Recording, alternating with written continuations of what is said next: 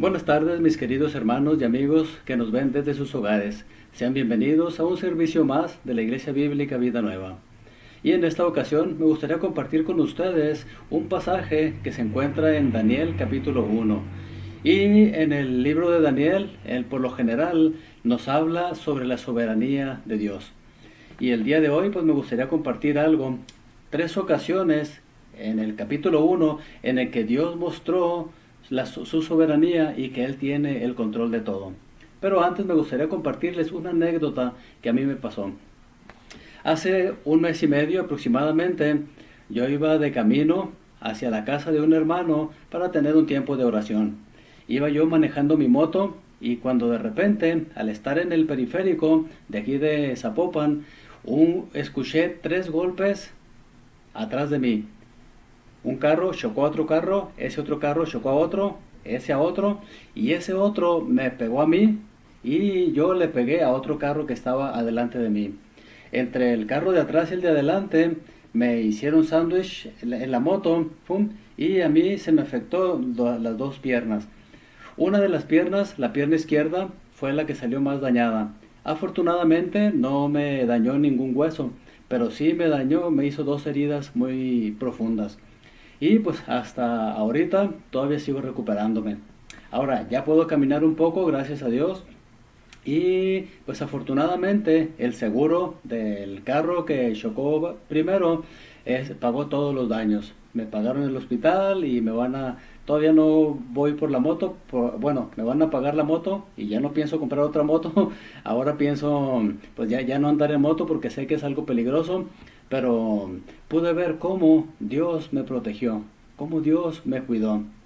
Ahora, yo iba manejando bien, cuidando los señalamientos, cuidando todo lo que a mí me correspondía, pero otra persona que fue un borracho o un imprudente, no sé si algún drogado o alguien a quien iban persiguiendo, fue el que ocasionó todo este desastre.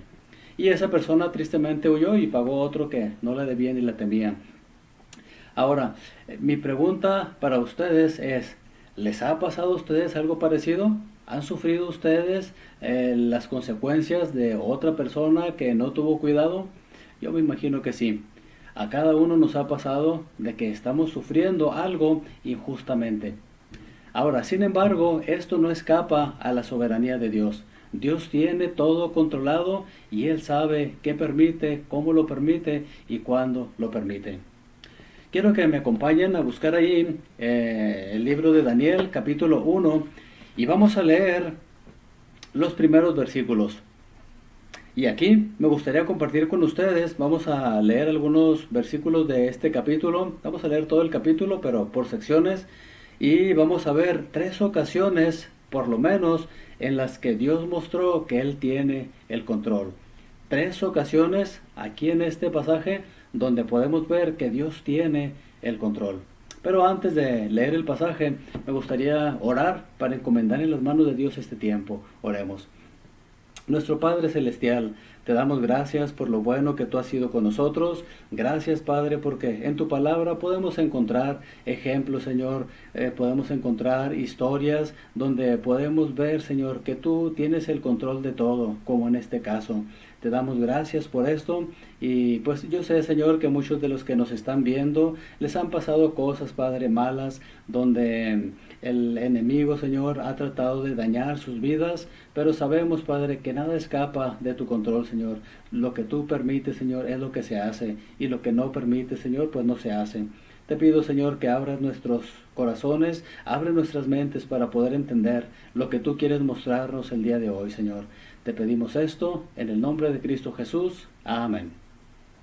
Vamos a buscar allí en Daniel capítulo 1 y vamos a leer los versículos 1 y 2. Acompáñenme ustedes ahí con su mirada. Dice así: En el año tercero del reinado del rey Joacim de Judá, el rey Nabucodonosor de Babilonia vino a Jerusalén y la sitió. El Señor permitió que Joacim cayera en manos de Nabucodonosor. Junto con él cayeron en sus manos algunos de los utensilios del templo de Dios, los cuales Nabucodonosor se llevó a Babilonia y puso en el tesoro del templo de sus dioses.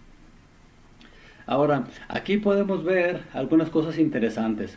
Bueno, en el versículo 1 dice que en el año tercero del reinado del rey Joacim de Judá. Ahora podemos ver que varios de los reyes anteriores y aún el rey Joacim fueron personas que estuvieron pecando contra el Señor. Dios les había enviado profetas, les había dicho que iban a sufrir el castigo y muchos de ellos no hicieron caso. Ahora, por causa de la desobediencia del pueblo de Israel, es que sufrieron este cautiverio. El rey Nabucodonosor vino, Dios permitió que tuviera el dominio sobre ellos, que los sitiara y que los llevara cautivos. Hubo muchos que murieron, otros tal vez escaparon, pero muchos fueron llevados cautivos. Ahora, aquí podemos rescatar dos cosas importantes, dos palabras importantes. Dice allí en el versículo 2, el Señor permitió. Aquí podemos ver que Dios es soberano. Si Él permite, se hace, pero si Él no permite, no se hace. Si Dios no hubiera querido que el rey Nabucodonosor hubiera sitiado a Judá, no lo hubiera hecho. Pero sin embargo, Dios estaba castigando al pueblo judío por haber desobedecido. Entonces, aquí podemos apreciar que Dios permite que algo malo suceda. Dios permite que el pueblo judío sea castigado. Ahora, vamos a seguir leyendo allí el versículo 3. Dice así: además, el rey ordenó a Aspenaz, jefe de los oficiales de su corte, que llevara a su presencia a algunos de los israelitas pertenecientes a la familia real y a la nobleza. Debían ser jóvenes apuestos y sin ningún defecto físico, que tuvieran aptitudes para aprender de todo aprender de todo y que actuaran con sensatez. Jóvenes sabios y aptos para el servicio en el palacio real, a los cuales Aspenaz debía enseñarles la lengua y la literatura de los babilonios. Aquí podemos ver que el rey Nabucodonosor era el que mandaba, porque los había sitiado y los había dominado. Ahora, en aquel tiempo se usaba de que los reyes no mataban a toda la gente. Podían hacerlo, pero en esta ocasión, ¿verdad? No lo hacían. ¿Qué era lo que hacía el rey Nabucodonosor? A la mejor gente, los jóvenes más guapos y fuertes, las mujeres más hermosas, las personas más capaces, se los llevaba para tenerlos allá como cautivos, pero que les sirvieran. Y este es un caso en el que el rey Nabucodonosor usó esto para mejorar su reino. En el versículo 4 dice así, en el versículo 5 dice: el rey les asignó raciones diarias de la comida y del vino que se servía en la mesa real. Su preparación habría de durar 3 años, después de lo cual entrarían al servicio del rey.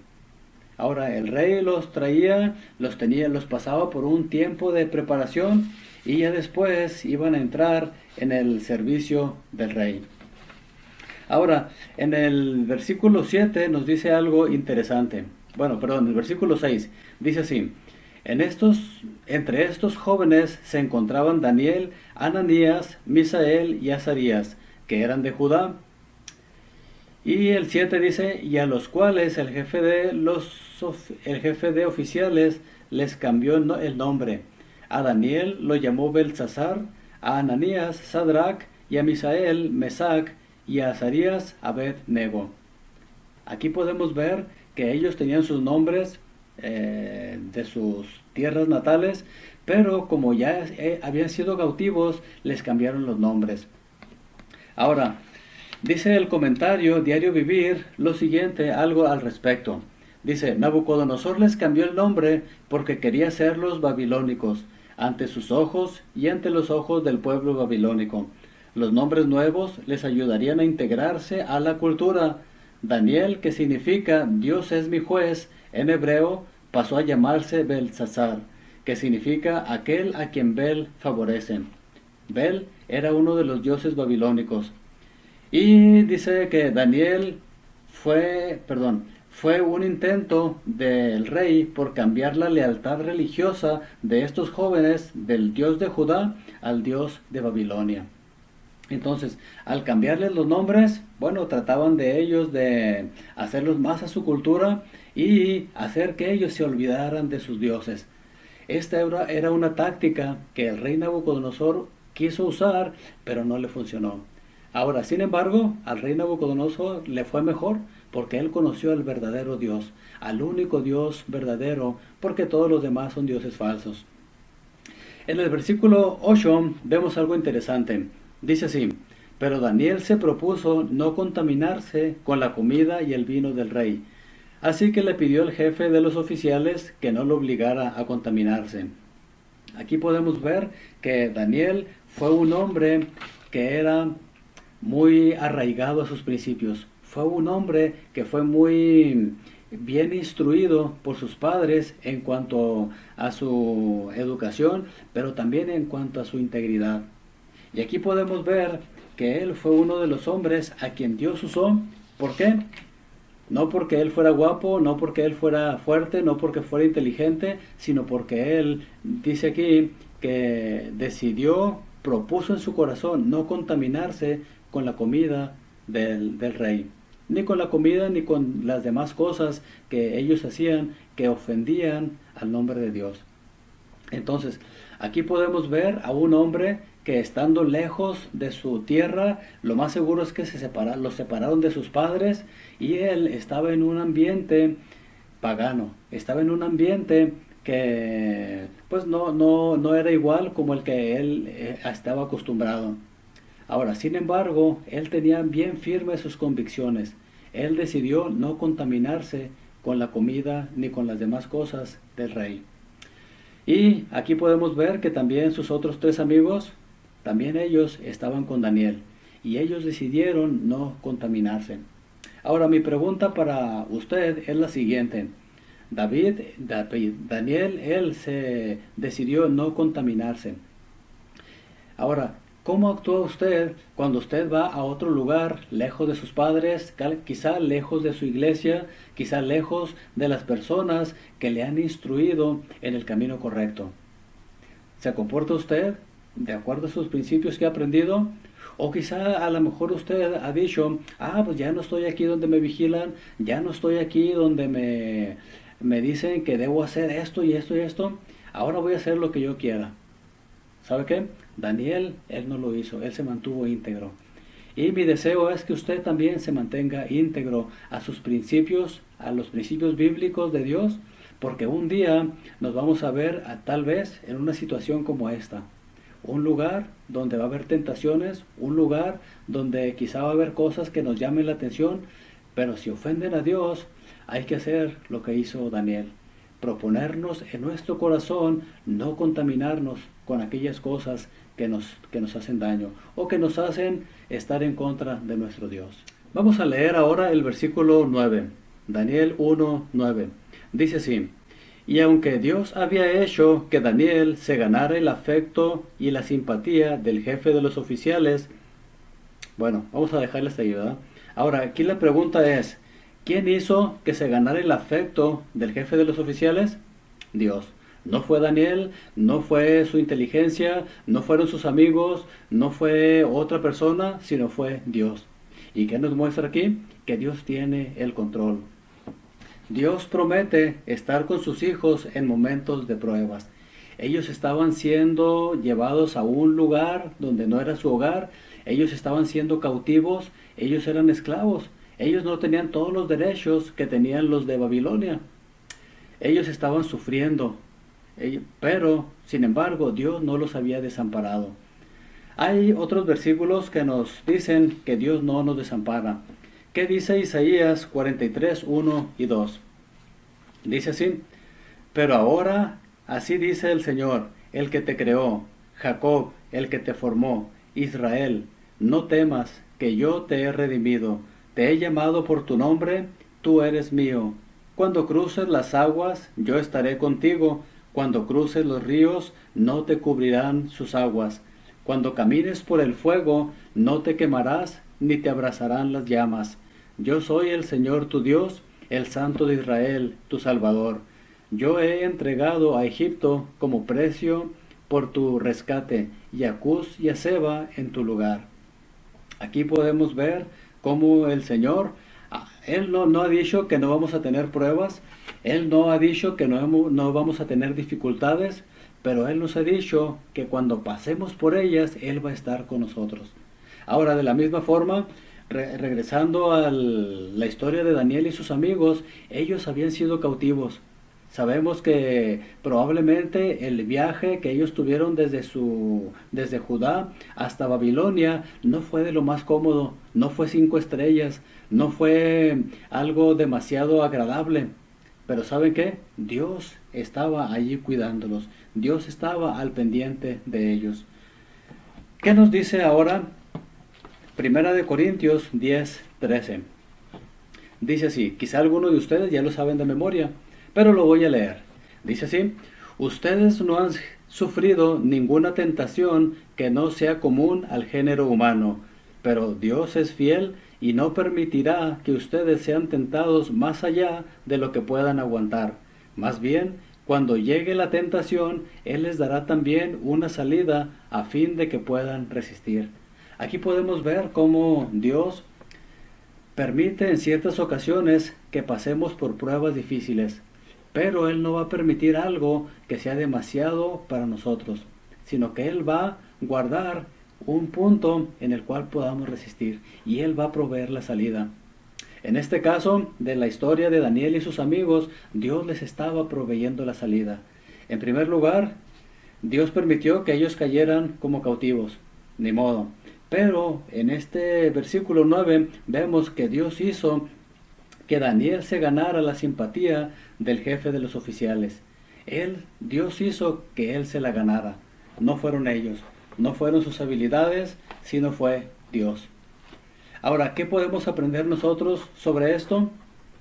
En que nosotros en varias ocasiones a lo mejor vamos a estar con un jefe que no es cristiano, con los compañeros que no son cristianos, que no tienen los mismos valores, pero si nosotros somos fieles a Dios, Dios puede hacer que ganemos nuestra simpatía con ellos.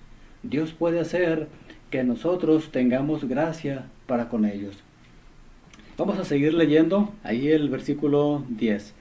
Dice así, se vio obligado, bueno, hablando del jefe, dice, se vio obligado a responder a Daniel, tengo miedo de mi señor, el rey, pues fue él quien te asignó la comida y el vino, y si el rey llega a verte más flaco y demacrado que los otros jóvenes de tu edad, por culpa tuya me cortará la cabeza.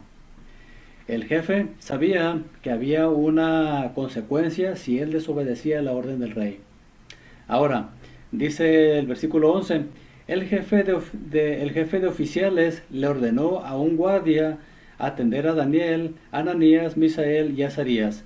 Por su parte, Daniel habló con este guardia y le dijo, por favor, haz con tus siervos una prueba de 10 días. Danos de comer solo verduras y de beber solo agua, y pasado ese tiempo, compara nuestro semblante con el de los jóvenes que se alimentan con la comida real, y procede de acuerdo como veas en nosotros. Aquí podemos ver en primer lugar que Daniel le está pidiendo algo por favor, aun y cuando ya había tenido gracia para con el jefe, dice, le está pidiendo por favor. Entonces esto es algo muy importante que nosotros podemos tomar en cuenta. Cada vez que vayamos nosotros a pedir a alguien, hay que hacerlo por favor, decirlo por favor, respetar las autoridades y pedir por favor. Ahora, otra cosa que está haciendo aquí Daniel, está pidiendo una negociación. No está exigiéndole, no está actuando de otra mala manera, él está pidiéndole que haga la prueba. Y eso es algo bueno que nosotros también podemos hacer.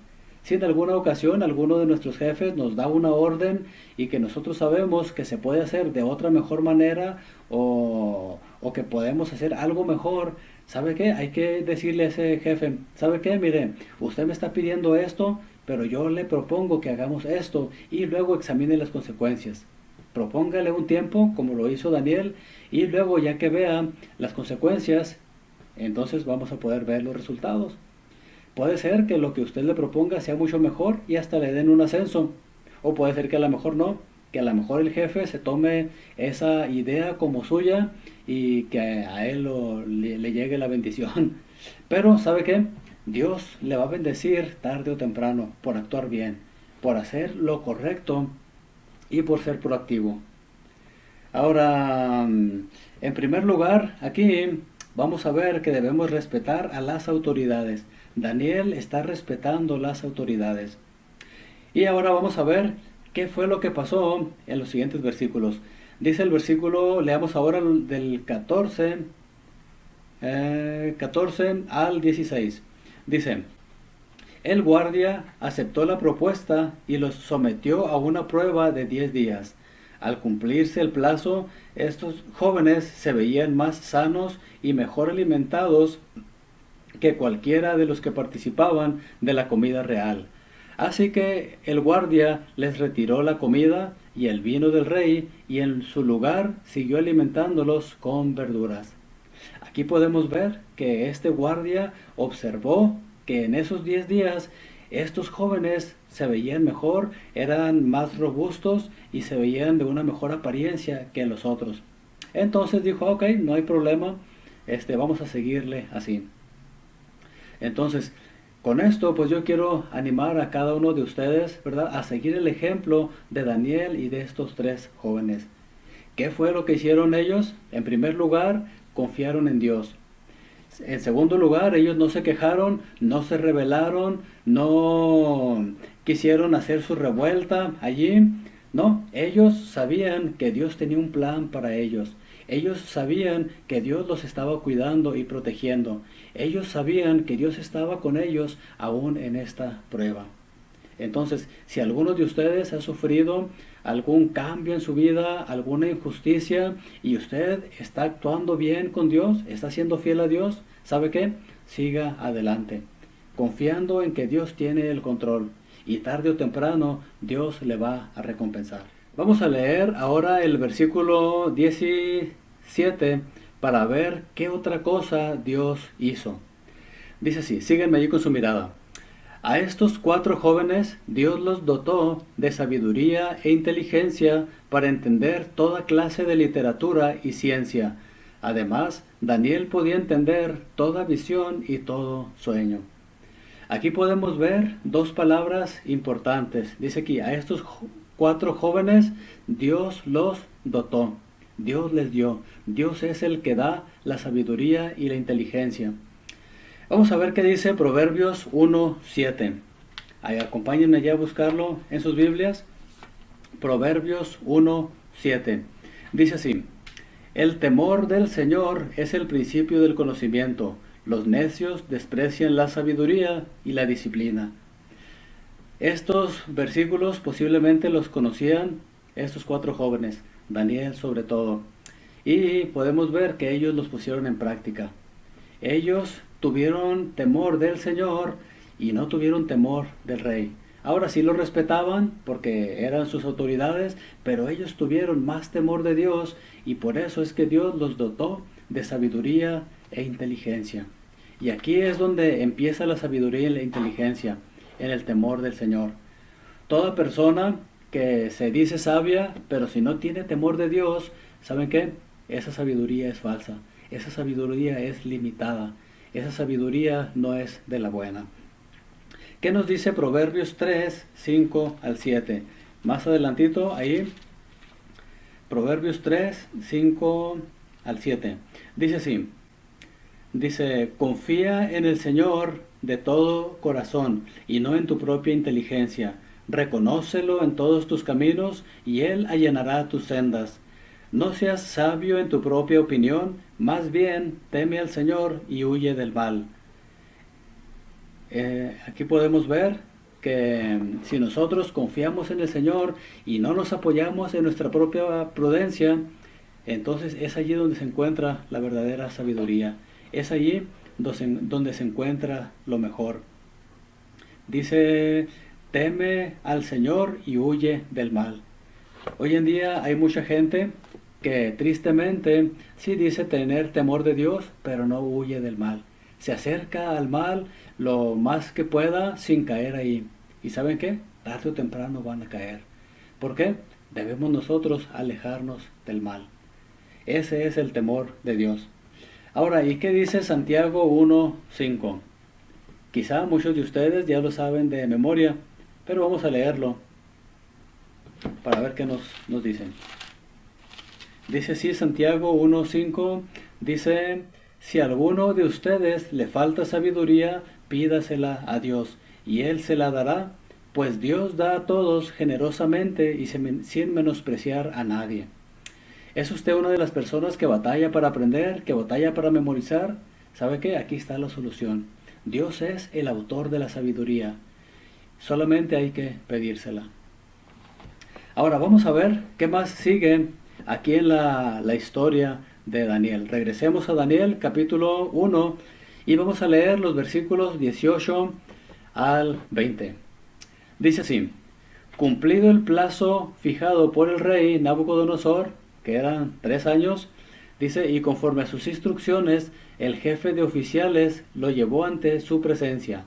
Luego de hablar el rey con Daniel, Ananías, Misael y Azarías, no encontró a nadie que los igualara, de modo que los 4 entraron a su servicio, y el rey los interrogó, y en todos los temas que requerían sabiduría, discernimiento, los halló 10 veces más inteligentes que todos los magos y hechiceros de su reino.